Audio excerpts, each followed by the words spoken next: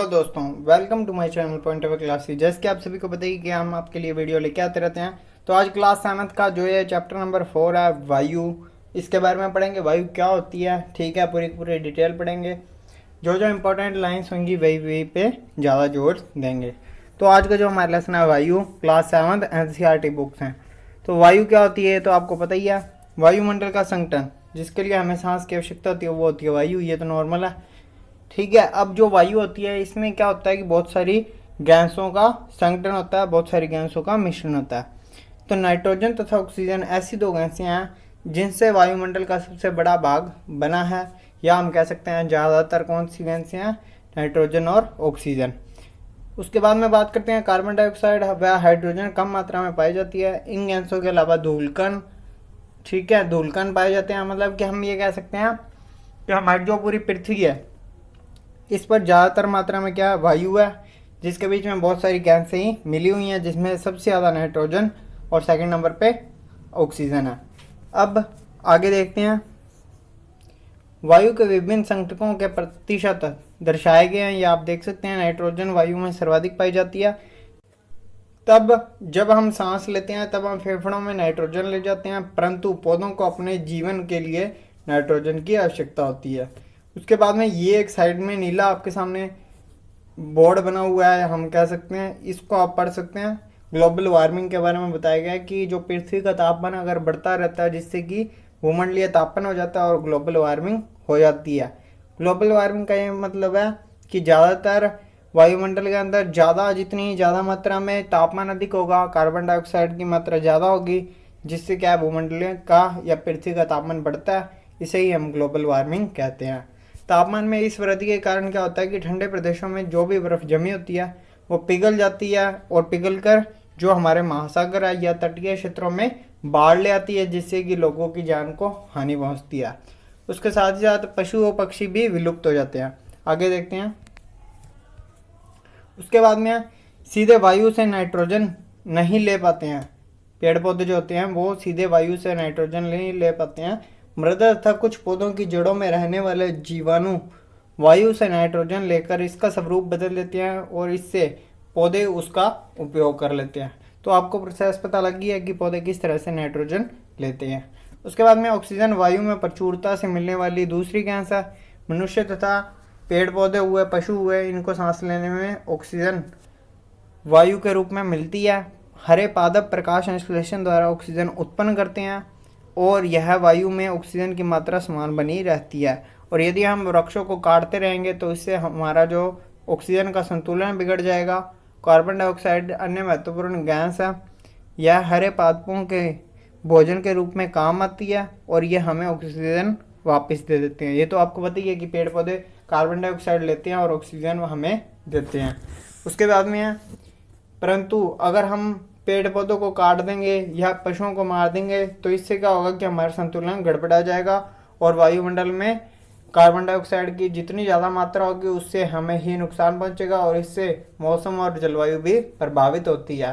तो यहाँ पे आपके सामने एक नीला बॉक्स बना हुआ है, इसमें आप देख सकते हैं जब वायु गर्म होती है तो फैलती है और हल्की होकर ऊपर उठती है। ठंडी वायु सघन और भारी होती है, इसलिए इसे नीचे रहने की प्रवृत्ति होती है। गर्म वायु के ऊपर उठने पर आसपास के क्षेत्रों में ठंडी वायु रेगिस्तान को भरने के लिए वहां आ जाती है, और इससे वायु चक्कर चलता रहता है। तो ये भी वायु चक्कर का चलना भी जरूरी होता है, नहीं तो क्या होगा कि ज़्यादा मात्रा में कार्बन डाइऑक्साइड हो जाएगी, जिससे कि हमें सांस लेने में दिक्कत भी आएगी और कई तरह की बीमारियां भी लग जाएगी। तो उसके बाद में आती है वायुमंडल की संरचना। तो वायुमंडल की जो संरचना है इसको 5 परतों में विभाजित किया गया, जो पृथ्वी की सतह से आरंभ होती है और कहाँ तक है वो हम देखते हैं। सबसे पहली है क्षोभमंडल, ठीक है। तो यहाँ पे 5 परतें बताई गई हैं, आप देख सकते हैं। क्षोभमंडल, समताप मंडल, मध्य मंडल, बाह्य मंडल व बहिर्मंडल। अब इसको किस तरह से बांटा गया ये आपके सामने एक डायग्राम दिखाते हैं कि ये जो डायग्राम बना हुआ है इसके बीच में आपको बताया गया है कि सबसे पहले कौन सी होती है, क्षोभमंडल होती है, फिर समताप मंडल, फिर मध्य मंडल, फिर बाह्य मंडल, ठीक है, और उसके बाद में बहिर्मंडल। तो सबसे पहले जो पड़ता है क्षोभमंडल, इसके बारे में पढ़ते हैं कि जो क्षोभमंडल होती है इसकी ऊंचाई कितनी होती है, 13 किलोमीटर, ठीक है। इसमें क्या होता है कि वायु में हम सांस लेते हैं, इसी मंडल में हमें वायु मिलती है। जितनी भी ये होती हैं मौसम संबंधी क्रियाएं, जैसे वर्षा, कोहरा, ओलावर्षण इसी परत के अंदर होती है। उसके बाद में आता है समताप मंडल। तो समताप मंडल जो होता है यह 13 से 50 किलोमीटर के बीच में होता है।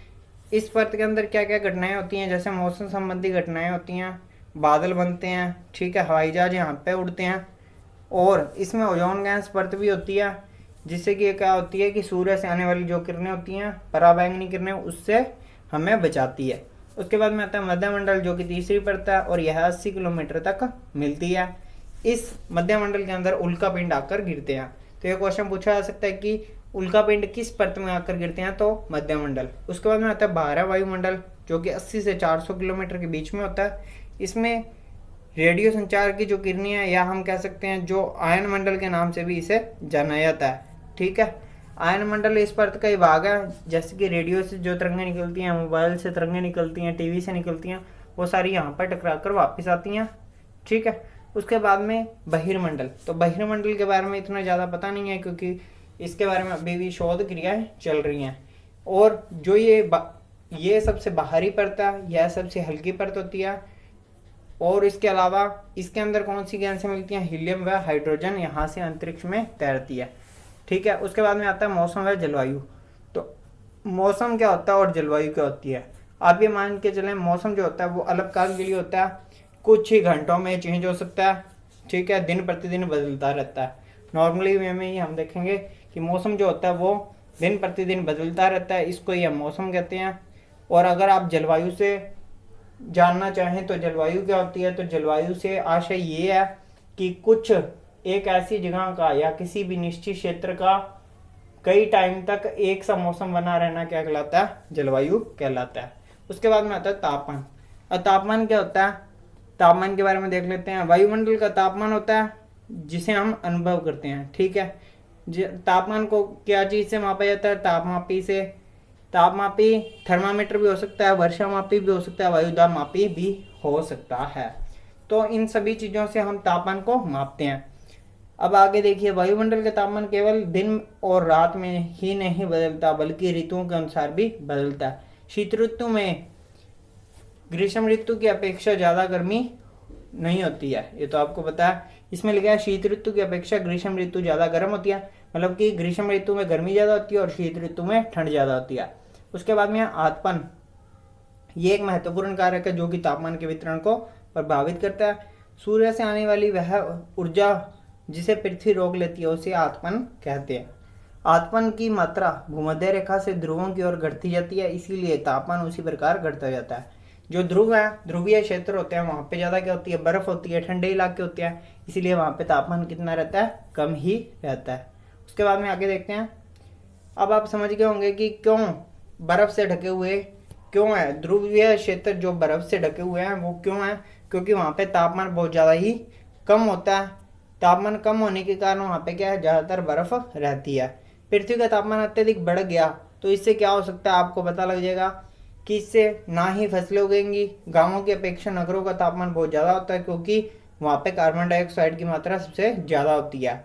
और जितने भी भीड़ वाले स्थान है वहां पे गर्मी ज्यादा होने के कारण वहां पे जो ऑक्सीजन की मात्रा वो बहुत ही ज्यादा कम हो जाती है, उससे भी जो हमारा शरीर है वो नुकसान पहुंचाता है। उसके बाद में वायुदाब। तो वायुदाब क्या होता है, हमारे शरीर में उच्च वायुदाब के साथ बल लगाती है। जो वायु होती है वह हमारे शरीर के उच्च दाब के साथ हमारे शरीर को बल लगाती है, पर हमें इसका अनुभव नहीं होता, क्योंकि वायु का दाब हमारे ऊपर सभी दिशाओं में लगता है, इसीलिए हमारा शरीर उसके विपरीत बल लगाता है। पृथ्वी की सतह पर वायु के भार द्वारा लगाया गया दाब वायुदाब कहलाता है। अगर आपसे पूछा जाए कि वायुदाब क्या होता है, तो पृथ्वी की सतह पर वायु के भार द्वारा लगाया गया दाब वायुदाब कहलाता है। वायुमंडल में ऊपर की ओर जाने पर दाब तेजी से गिरने लगता है। समुद्र स्तर पर यह वायुदाब सर्वाधिक होता है और ऊंचाई पर जाने से यह घटता है। वायुदाब के बारे में आपको पता लग गया है कि अगर हम ऊंचाई पर जाएंगे तो वायुदाब क्या होगा, घटता जाएगा, और अगर हम समुद्र किनारे होंगे तो वायुदाब बढ़ता जाएगा। वायुदाब का क्षैतिज वितरण किसी स्थान पर उपस्थित वायु के ताप द्वारा प्रभावित होता है। कि हम कह सकते हैं कि वायुदाब हमारे तापमान को भी प्रभावित करता है, या तापमान के कारण वायुदाब प्रभावित होता है। वह निम्न दाब। अब क्या होता है कि अधिक तापमान वाले क्षेत्रों में वायु गर्म होकर ऊपर की ओर उड़ती है, जिससे निम्न दाब का क्षेत्र बन जाता है और वहां पे वर्षा होने लग जाती है।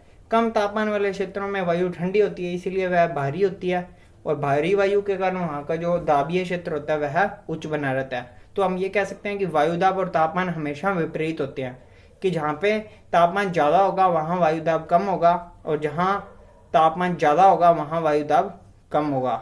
ठीक है, उल्टा लेना है, जैसे कि तापमान अगर ज़्यादा है तो वायुदाब कम, तापमान ज़्यादा है तो वायुदाब कम हो गया, और वायुदाब ज़्यादा है तो तापमान कम हो गया। तो इसी तरह से आपको पता होना चाहिए तापमान और वायुदाब हमेशा विपरीत स्थिति में चलते रहते हैं। वायुदाब सदैव उच्च दाब क्षेत्र से निम्न दाब की ओर गमन करता है। जहाँ पे निम्न दाब का क्षेत्र होता है वहाँ पे वर्षा होती है, और जहाँ उच्च दाब का क्षेत्र होता है वहाँ पे क्या होता है कि वायु जो होती है वो ज़्यादा मात्रा में रहती है। और उसके बाद में जो भी टॉपिक हमारा रहेगा वो हम कल की वीडियो में देखेंगे। वो है चैप्टर नंबर 5 जल, जियोग्राफी का चैप्टर है, तो पढ़ लेते हैं क्या होता है जल के बारे में। आपको बताइए नॉर्मल जो हम अपने जीवन में यूज़ करते हैं, इसके बीच में जो जो मेन टॉपिक्स होंगे वही हम पढ़ेंगे। सबसे पहले तो हम देखते हैं कि जल चक्कर क्या होता है। जल चक्कर होता है जैसे कि देखिए, सबसे पहले धरती के ऊपर कोई भी पानी है, ये मान लीजिए पानियाँ जो महासागरों में, कुओं में, तालाबों में कहीं भी हो सकता है। जब ये भाप के रूप में ऊपर की तरफ उठता है तो उठने के बाद क्या होता है, ये बादलों का निर्माण करता है। बादल बन जाते हैं, छोटी छोटी बूंदें होती हैं, बाद में धीरे धीरे जमा हो जाती है और बादल बन जाते हैं। बहुत बड़े बादल होने के कारण वो धरती के ऊपर वर्षा कर देते हैं, और ये वर्षा का जो पानी है ये वापस कहाँ पे, कुओं, तालाबों और महासागरों या सागरों के अंदर वापस आ जाता है, और फिर ये प्रक्रिया चलती है। इसको हम जल चक्कर कहते हैं।